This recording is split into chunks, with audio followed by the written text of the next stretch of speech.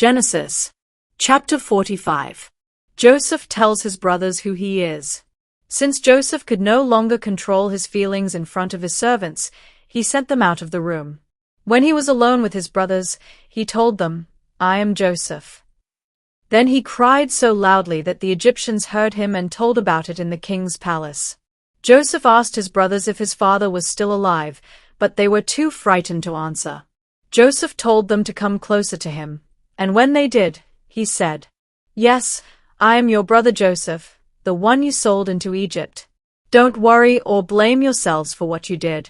God is the one who sent me ahead of you to save lives. There has already been a famine for 2 years, and for 5 more years no one will plow fields or harvest grain. But God sent me on ahead of you to keep your families alive and to save you in this wonderful way. After all, you weren't really the ones who sent me here, it was God. He made me the highest official in the king's court and placed me over all Egypt. Now hurry back and tell my father that his son Joseph says, 'God has made me ruler of Egypt. Come here as quickly as you can. You will live near me in the region of Goshen with your children and grandchildren, as well as with your sheep, goats, cattle, and everything else you own. I will take care of you there during the next 5 years of famine. But if you don't come, you and your family and your animals will starve to death. All of you, including my brother Benjamin, can tell by what I have said that I really am Joseph. Tell my father about my great power here in Egypt and about everything you have seen. Hurry and bring him here." Joseph and Benjamin hugged each other and started crying. Joseph was still crying as he kissed each of his other brothers.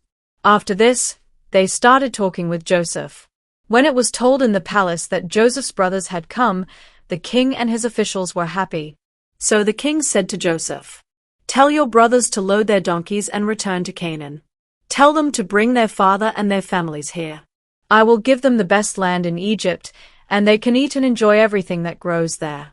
Also tell your brothers to take some wagons from Egypt for their wives and children to ride in. And be sure they bring their father. They can leave their possessions behind, because they will be given the best of everything in Egypt." Jacob's sons agreed to do what the king had said. And Joseph gave them wagons and food for their trip home, just as the king had ordered. Joseph gave some new clothes to each of his brothers, but to Benjamin he gave 5 new outfits and 300 pieces of silver. To his father he sent 10 donkeys loaded with the best things in Egypt, and 10 other donkeys loaded with grain and bread and other food for the return trip.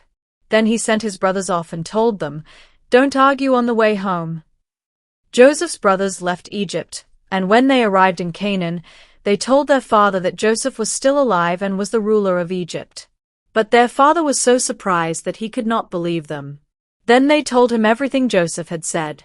When he saw the wagons Joseph had sent, he felt much better and said, "Now I can believe you. My son Joseph must really be alive, and I will get to see him before I die."